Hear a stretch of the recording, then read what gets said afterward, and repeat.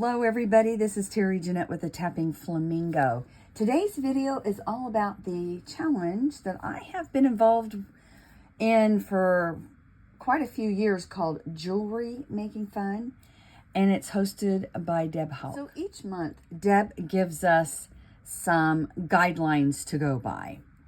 I really like what she's doing this year. She has given us several options as far as colors go, and from those options we have to pick two.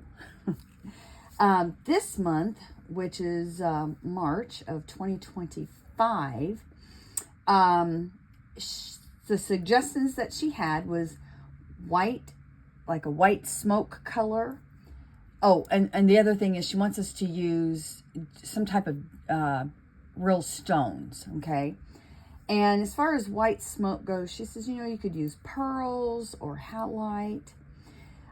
Cream is another color. And some suggestions she gave was quartz, like a yellow quartz or calcite. Pistachio is another color. Steel blue, a charcoal color, which could be like hematite. And a dark blue, which could be lapis or sodalite. So of all those colors, the two I picked were a pistachio and the charcoal, and I'm using hematite. And as far as the pistachio color goes, I'm just using some glass crystals, some glass faceted stones. Now, some of the options she wants us is to maybe use or do a new technique. So I'll be honest with you, as far as a new technique goes, I've pretty much tried everything except for maybe, what do you call it? Resin. I couldn't think of what that was called.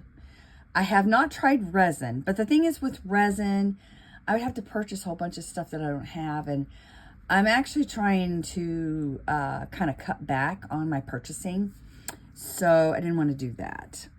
But I thought, you know what? Maybe instead of a new technique, I could use maybe a different medium. Now, this is what I used. I have used this before, and I'm just curious. Do you know what this says? Some of you probably do. Look how pretty. It is a form of wire.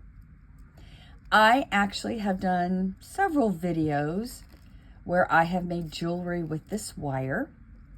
So a little history lesson here. Back in the 1960s, my dad was working for NASA out at the Kennedy Space Center in Florida, and they were pulling out all the telephone wire and replacing it with something. I mean, it was 1960s. Maybe it was just the wire was getting old and they were replacing it with new wire. I'm not sure. But they had trash bags full of this stuff, my daddy said. He says that there was so much of it and they were just going to trash it. He asked the head guy there what they were going to do with it, and they said, oh, we're just going to throw it away. And he says, can I take some? He says, you can take as much as you want. And my dad took quite a bit. Isn't it pretty? And I remember, you know, back in the late 60s, early 70s, making jewelry with this stuff.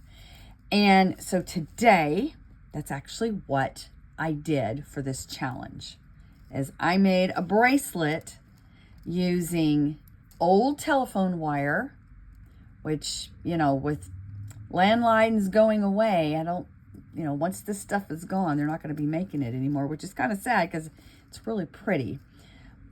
So as you recall, I mentioned that the colors were going to be pistachio and charcoal. So I picked out 2 pieces of telephone wire. It's kind of a pistachio green and a dark color, a charcoal. And I'm using hematite. I've got hematite tubes. And then these pistachio glass crystals. And here's my bracelet. And didn't it come out pretty? All I did was I took the wire. It was very, very easy to do. I'm trying to find the ends here. I got the ends together, And with a round nose plier, I just wrapped a loop with both of them. And once I did that, I had 2 wires. So I just strung alternately the green crystals and the hematite tubes. And, you know, I'd put the bead up and then I would twist a couple of times. Then I draw the bead up. And as you notice, I've got the wire wrapping around the bead. And then I would twist. The bead didn't fit on both wires. I had to use one wire. And what I did was I took the, so if it was the green, I put it on the green because I wanted the black to show. And then with the hematite bead, I had the green wire coming across. But that is what I did. Oh, and I just used a lobster claw clasp. I have to admit, this is a little hard to put on by myself.